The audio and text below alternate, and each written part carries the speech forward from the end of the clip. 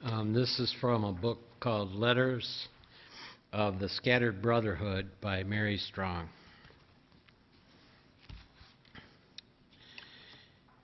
You entertain the Spirit because of the desire within you, spasmodically, it is true, and with irregularity, but the desire is there. And the Spirit you have entertained has burned away heavy impurities, ignorance, and heavy lethargies. And the burning away of dross through spiritual growth is the beginning of spiritual health. The spiritual action to let in light and more light, spirit and more spirit, with its understanding and power, is a gift that will make you free.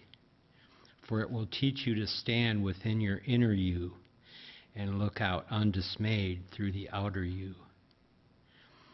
You are beginning to change the base of your operations.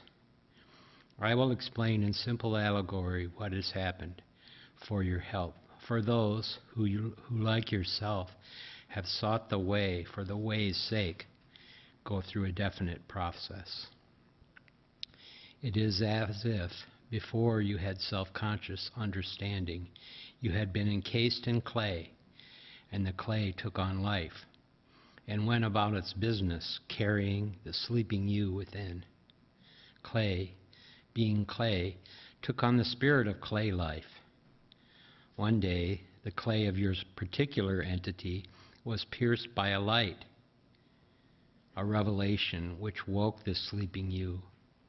And the clay self turned to it and found a comforting remembrance, peace, and reassurance. You became more alive, or better still, more awake. This is a clumsy picture of what has taken place, but it may help to show how after more light poured through because of your how after that more light poured through because of your awakened desire. And the clay began to dry and turn to dust and cracked and gave way, so that the outer encasement is growing thinner and thinner. This is the inward picture. It has nothing to do with the body, except as the body reflects health and release.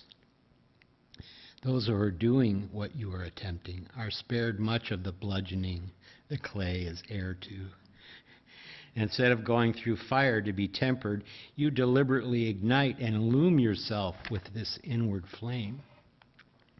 You burn yourself free and step clear of the rough and tumble, the trial and error, and the hard law of consequences that wait in the dark for those who carry no lamps. In this, there is great responsibility and great joy. If the weaknesses are not met spiritually, they thicken the clay again, and faith becomes dulled, tarnished.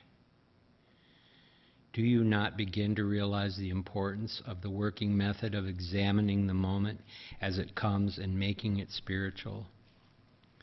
You have sensed at last that when an outside problem of vexation or decision comes, instead of letting your outer you be consumed, it is happier to keep it in your divine personality.